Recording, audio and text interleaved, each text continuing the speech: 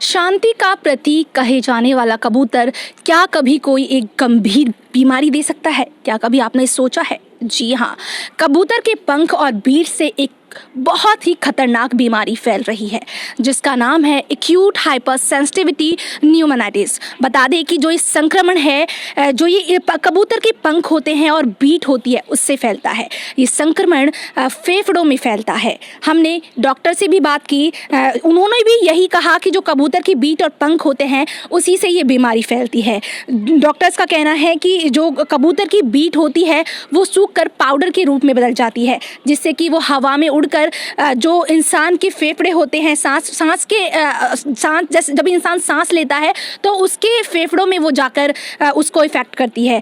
तो हम जानेंगे, जो इन कबूतरों को पालते हैं उन लोगों से जानेंगे कि वो कब से इन कबूतरों को पाल रहे हैं, क्या उनको पता है कि जो कबूतर पालते हैं उसमें भी एक खतरनाक बीमारी फैल सकती है। तो चलिए हमारे साथ जुड़े हैं, उनसे जानेंगे कि क्या आखिर उनको पता है इस बीमारी के बारे में जो एक खतरनाक संक्रमण है।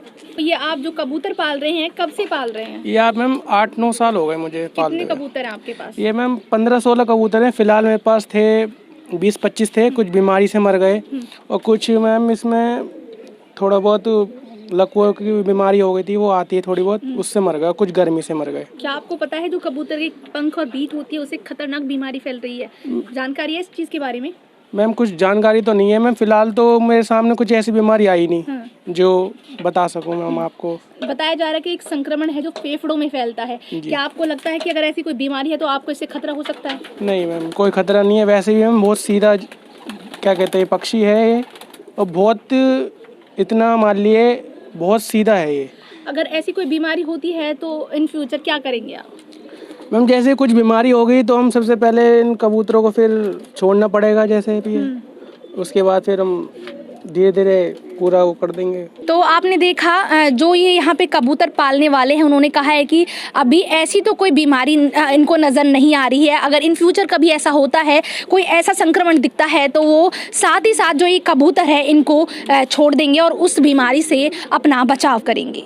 ऐसी बीमारी जो अमूमन बर्ड्स के द्वारा फैलती है, जैसे कि पिजन्स हो गए, पैरेट्स हो गए, टर्टल्स हैं, चिकन्स हैं, इनके द्वारा कुछ हाइपर सेंसिटिविटी रिएक्शंस होते हैं बॉडी के अंदर, जिसको हम वर्ड फैंसियर्स लंग डिसीज़ भी कहते हैं। बेसिकली एक वर्ड्स के अंदर एक प्रोटीन होता है, एवियन प्रोटीन की हाइपर सेंसिटिविटी होती है बॉडी में, जिसकी वजह से ये इन्फ्लेमेशन होता है लंग्स के अंदर। और उसके बाद में जब बॉडी हमारी इस वर्ड्स एवियन प्रोटीन से एक्सपोज होती है तो इन्फ्लेमेशन के द्वारा बॉडी लंग्स के अंदर जो चेंजेस होते हैं उसकी वजह से कुछ सिम्टम्स आने स्टार्ट हो जाते हैं।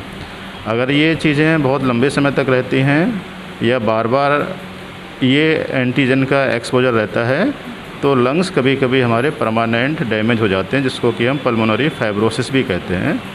ऐसी स्थिति में ऑक्सीजन लेवल भी बॉडी में कम होने लगता है और पेशेंट को परमानेंट ऑक्सीजन की ज़रूरत भी पड़ सकती है अगर हमने उसको समय से ठीक नहीं किया तो। अमूमन इसके जो सिम्टम्स होते हैं वो थोड़े से मिक्सिंग सिम्टम्स होते हैं, जो और बीमारियों में जैसे कि ब्रोंकियल अस्थमा हो गया या जो भी एलर्जी कंडीशंस हैं उसमें जो सिम्टम्स होते हैं, और वर्ड फैंसियर्स के जो सिम्टम्स हैं लगभग कॉमन होते हैं।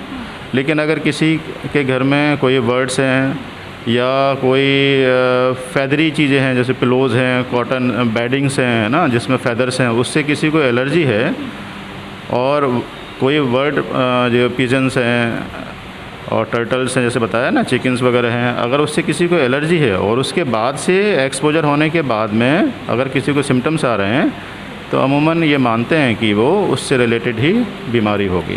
सर, अभी कुछ लोग होते हैं जो इनका पालन पालते हैं, कबूतर पालते हैं, तो उन लोगों को कैसे अवेयर किया जा सकता है कि इस चीज़ को लेकर सभी लोगों को कैसे अवेयर किया जा सकता है? अगर ऐसा कुछ है कि उनको इससे संबंधित कोई बीमारियां हो रही हैं तो उनको सलाह ये दी जाती है तो उनको उन वर्ड से बिल्कुल दूर रहना है, उनको घर से दूर हटा देना है उन वर्ड्स को। जो भी चीज़ जो एलर्जी कर रहे होते हैं, जिस चीज़ से भी जिसको प्रॉब्लम हो रही होती है, हाइपर सेंसिटिविटी हो रही है, उसको हमको अपने घर से दूर रखना है, उसको नहीं रखना है। किस तरीके के प्रिकॉशन है जो लिए जा सकते हैं अगर किसी को ये बीमारी हो जाती है? या फरीदाबाद के अंदर अभी कोई ऐसा केस आया है इससे रिलेटेड, इस बीमारी से रिलेटेड? नहीं, अभी मेरे जानकारी में तो ऐसा कोई केस अभी तक नहीं मैंने पाया है। अगर आता है तो देखेंगे उसको।